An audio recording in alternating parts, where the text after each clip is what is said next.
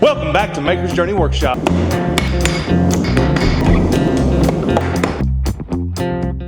I'm Benjamin Davies, and today we're making crease sleeves.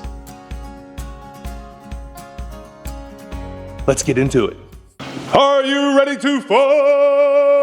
Can you tell I work alone some days? Does it show?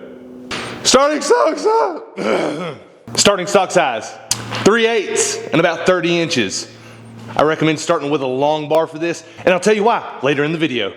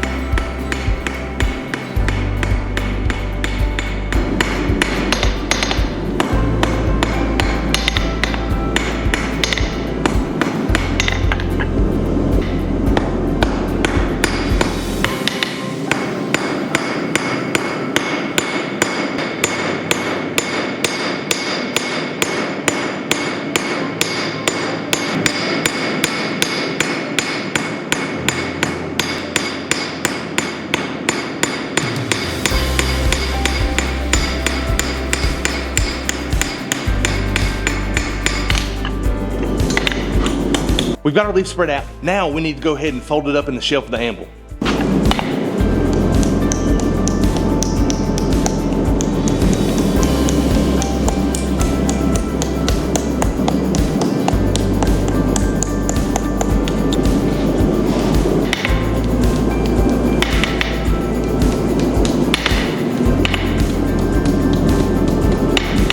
Yeah. Take your time, go slow. What you want to do is make sure you fold it as symmetrical as possible, and that way everything lines up. This will only help you further on down the road as you set this thing up.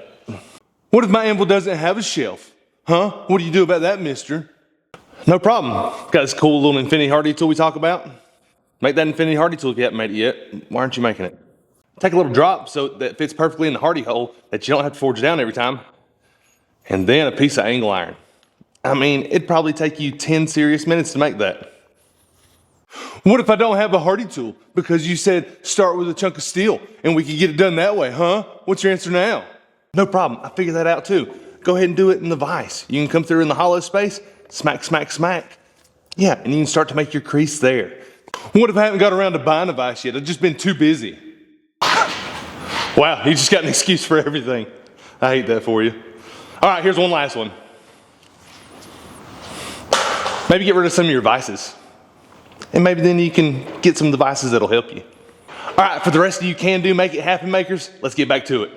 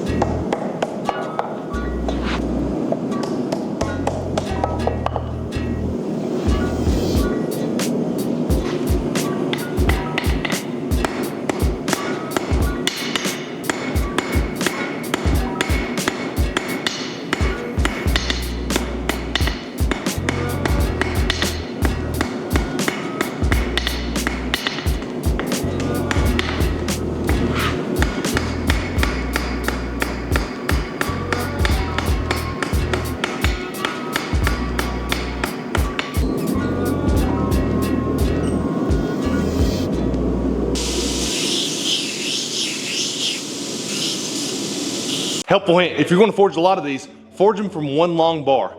We're going to go ahead and forge the rest of the leaf while it's still attached to the bar. Your hands make the best set of tongs that you'll ever use. It's what I was taught early on, and it's only proved itself more and more over the past 15 years.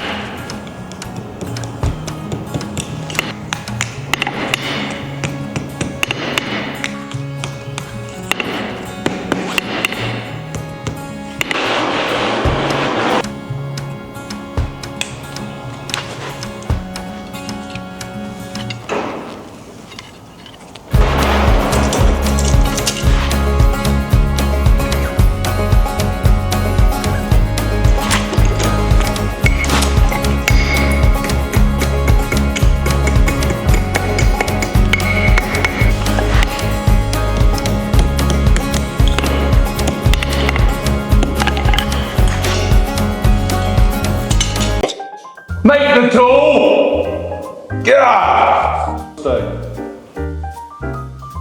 Thank y'all so much for watching today as we made these leaves. They're pretty fun. They're a little bit different than the type of leaf we usually make. This one right here. But these have a lot of character too, and they're really fun to make. Leaf making was one of the first things that attracted me into blacksmith, and when I got to see it happen years ago, I was about 19 years old, just getting ready to set off on my college football career, and I got to watch one of these demoed for the first time. It was one of the most magical transformations I'd ever seen happen so quickly. I was amazed by it, but I knew my journey was different at the time. Fast forward 4 to 5 years later, I'm out of college, and I need to find something to replace football, and that's how I got into these guys. My wife and I went to the Biltmore in Asheville, North Carolina. They had a blacksmith there making his own style of leaf, and again, I was reinvigorated with that passion about leaves. We spent our first probably 5 to 8 years just doing leaf style work, incorporating in our designs. What I value most about that is it got us a lot of reps at the anvil, and this style of work that we're doing and that we're teaching right now really lent itself well to exploring and being forgiven at the same time. And thank you so much for watching today. Get out there, try some of these, make some mistakes, and get after it. All right, see y'all tomorrow. Shout out to OtterBoxer, LifeProof, whoever took them over nowadays. That case is still intact. This is the one I use in the shop. It's like an iPod. So if that bothered you, that's why I put it here at the end for you. And as I threw it, I made sure to throw it so it landed face down. Seemed like a cool scene. Maybe, maybe not. I don't care. I was going to do it anyways.